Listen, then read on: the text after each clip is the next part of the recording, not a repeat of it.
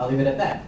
Or I'll take what I can get. But the fact of the matter is, I'm only willing to try as hard as I really want to set myself. But now going on to opportunities. There are certain things out there that really inspire myself and other students around me. Things like clubs as far as like robotics club, cyber defense, virtual reality. Those are things that I'm interested in. Those are the things that I'm willing to spend, 5 hours after school working on with my fellow students and I will go to calculus class and learn the mathematics to really build these virtual realities, not because it was forced at me, not because my parents said you have to go to school, you have to get an education, you have to go to college. It's because I want to do the things that I see can be done. I want to do things that I want to do, and I realize now, to do those things, I have to go get an education and learn this calculus stuff. But I learn a lot better almost out of the classroom, away from the lectures, and in my own studies. And I think that's a problem. And I think we need to utilize some of the opportunities we have.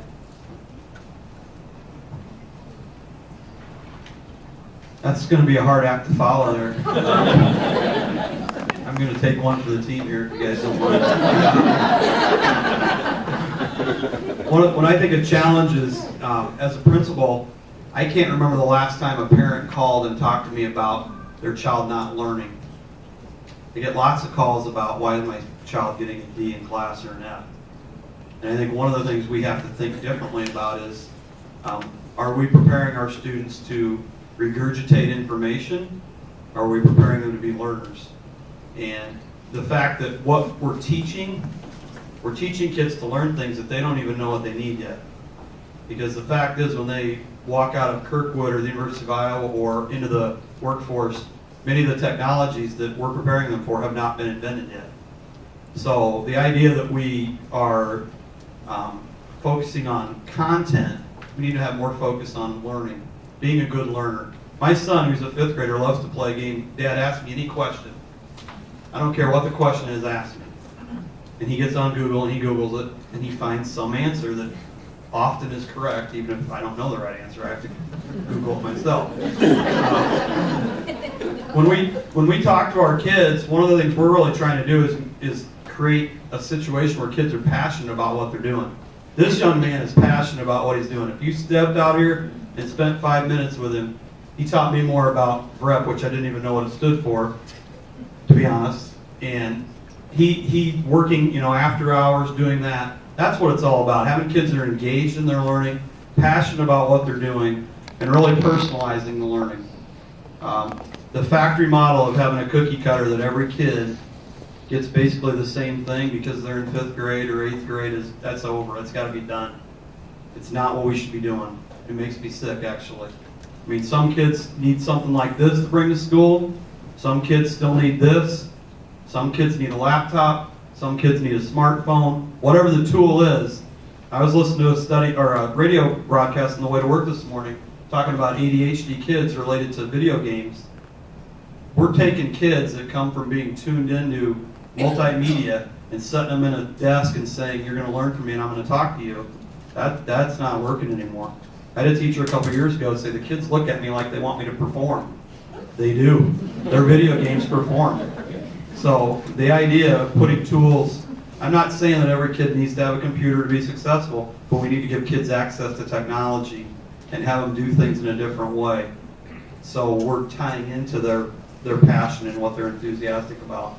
We have a chance to really have them engaged in their learning, and that's what it should really be about. Katie, you just want us to go down the road? Sure. Okay. I'm going to speak a little more globally, although he hit it right on the nail on the head. I think our schools, and I've always said that, should be opportunity systems.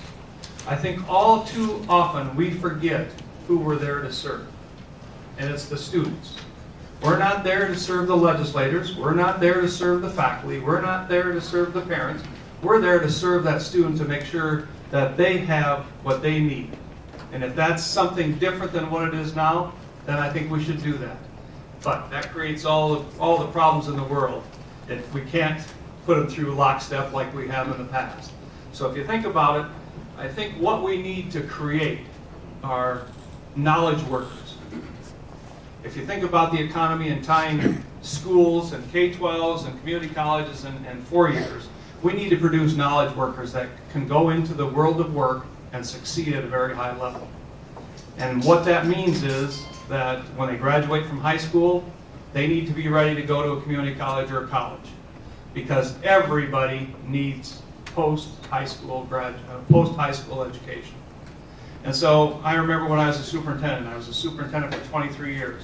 The middle school teachers complained that the elementary weren't getting the kids ready for middle school, and the high school teachers were complaining that the community college, we complained that the high schools aren't getting the students ready. Okay, we got to get out of the blame game, and we need to get into actively solving it and taking a look at how do we do that. At the present time, about 75% of the students that come to us are not ready for a high school, are not ready for a college level math class. 75%. That's improved 10% over the last 3 years, which is great. So we're on the right track. About 90% are ready in the reading and language arts. And I think that has a lot to do with the 4 years of English that are required. But again, as we look at it, we're going to have limited resources. We have to deal with the poverty issue. We always have to be looking at the possibilities rather than looking at the downside of, okay, if you try to solve all the world problems at once, we're never going to do it. We need to take each thing and take a look at it separately and go. So what do I see the opportunities? I see them in partnerships. And I'll give you one example. Jones Regional Education Center. We have 8 K-12s that send their students for a half a day to that facility. We're now in talks with another one of those campuses in Marion. That would be Marion, Linn-Mar, Cedar Rapids Schools, and some of the other smaller K-12s right around that. We're having the same conversation with the University of Iowa at their Oakdale campus, and it would be the Iowa City, Clear Creek, different K-12s in that area that would be in that campus. Same thing down in Washington. There's 7 K-12s that are interested in doing a regional campus. Okay, that is an opportunity system in my mind. Students that are ready for early college. We should be having more students that when they graduate from Kirkwood with a 2-year degree, they should be getting their high school diploma that next weekend. There are some that are ready for that.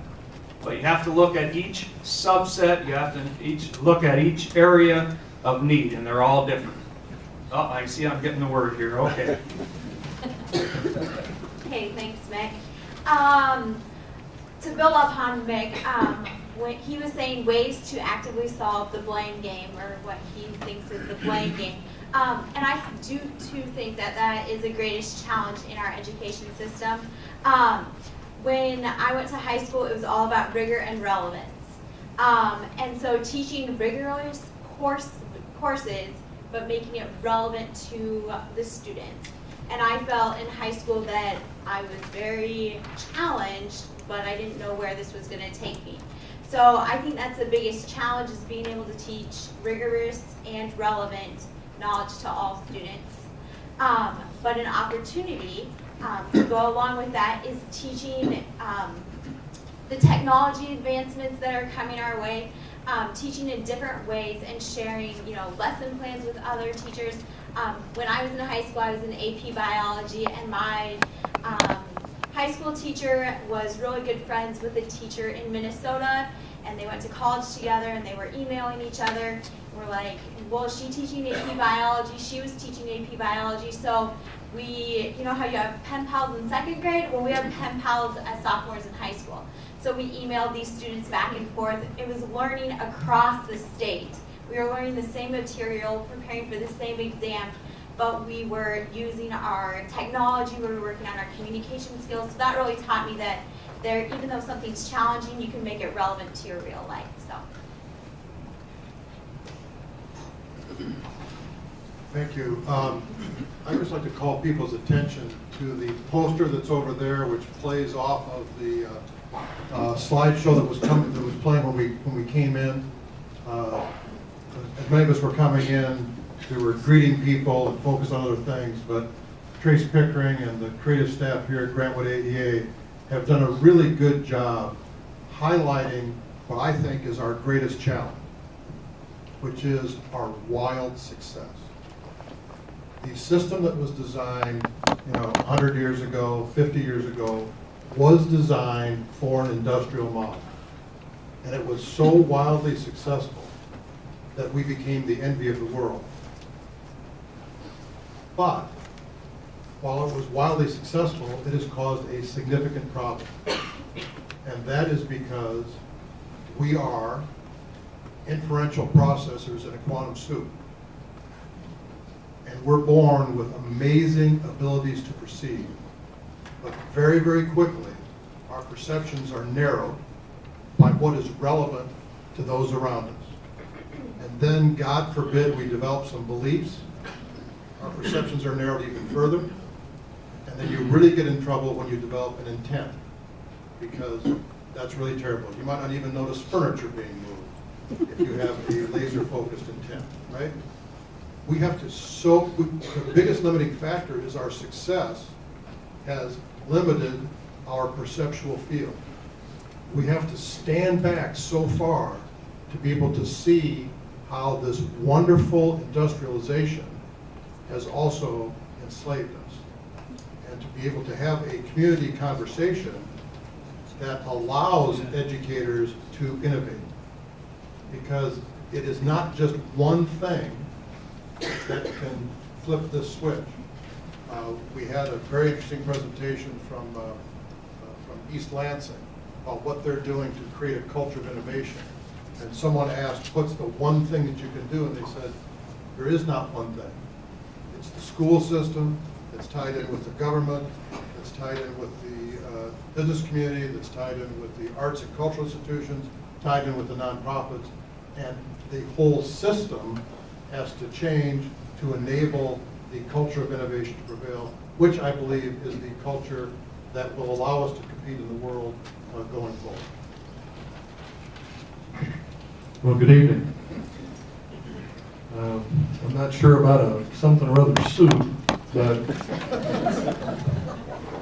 I can certainly tell you that any 3-year-old can see the arrow in the FedEx sign, and most 6-year-olds can't, because we've taken it out of them by showing them the relevant other symbols there. Think about it. Think about FedEx. The greatest challenge for a superintendent is how are we going to support these kinds of innovations and transformational models when we have and we are captive to a legislative process that does not see the innovative, transformative issues that Ron Fielder talked to you about in the introduction. We are captive to a political process. Until we can get past that, we're going to have some difficulties. That is a great challenge. Opportunities. Opportunity really abounds for us to change the nature of the work. To change the nature of the work from solely looking at input processes to outputs, to look at student work and student outcomes. And we need to become much more student-focused and laser-like student-focused. And we can do that in education now, and that is a great transformative change that has occurred just in my lifetime because of the way in which we can handle data that we could not do when I started in this business so many years ago. Thank you, Dr. Betsy. I'm just glad to say I was one of your obstacles. I would like to speak. Greatest challenge, good, not as greatest challenge. I am going to speak from the perspective of the teachers in our community, and so I am going to bring it down a little bit to the day-to-day use that we live in. And it does seem like every day when you pick up the paper, there is a call for greater teacher accountability. And while we won't shy away from that, I think it's important that we're here talking about the fact that we're not in this alone and that this is a community issue that we all need to work on. And every day, I want you to know that our teachers come to school ready to engage kids in their classroom. And it's been that way since education began. But I will say that things have changed, as was stated earlier, 50, 20, even 10 years ago. Consider some things to think about in our community. The poverty level has decreased, and we need to talk about that. In Cedar Rapids alone, what's our percent, Dr. Benson? 50? In our elementary buildings, 50% of our students are living in poverty. That is a number that we need to talk about, and we need to have out there in a conversation. Both parents work in the majority of our households, and with that it means many of them have more than one job. And we have to rethink homework. We have to rethink the value of homework and what the intent of that is.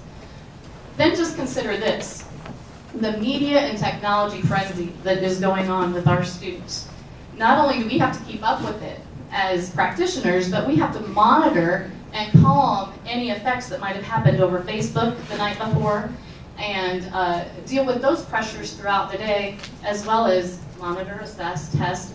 I was at one of our high schools, I won't name it, the other day, and I ran into a kid who was texting. I was just kind of giving him a hard time like I was important because I had a badge. And he told me, this was 9 o'clock, he had already sent 300 texts that morning.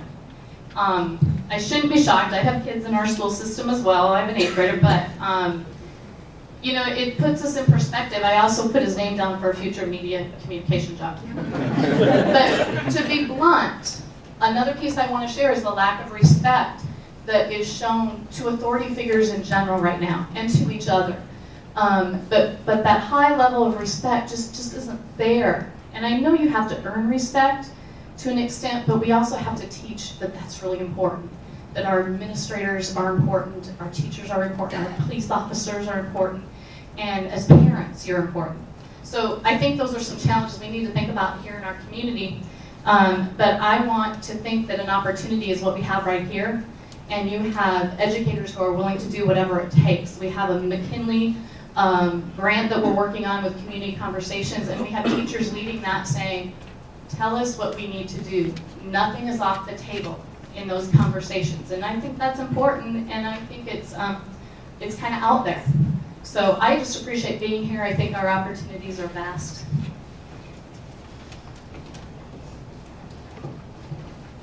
Good evening. I too am happy to be here. The greatest challenge for me in my educational career has been invisibility. I am, as you I'm sure have noticed, an African American woman. In Iowa, I am one of about 2.5% of the population. You may know that we are experiencing an achievement gap, and as such, African American students are achieving at a rate that is less than that of the majority. We are invisible in this state unless there is a negative. When we look at TV and see a criminal, or when we see the statistics of achievement on a whiteboard or in a school. I have had the opportunity to teach in the Cedar Rapids Community School District, and as a teacher of advanced placement English, of humanities, have come into contact with many wonderful students and wonderful dedicated teachers. And in that experience, as a part of that experience, I have had the opportunity to encourage students of color to take those rigorous courses. That is a challenge that is ongoing. That is a challenge that needs to be highlighted and pushed and encouraged on a daily basis. I am of the opinion that the achievement gap does not need to exist to the degree to which it does.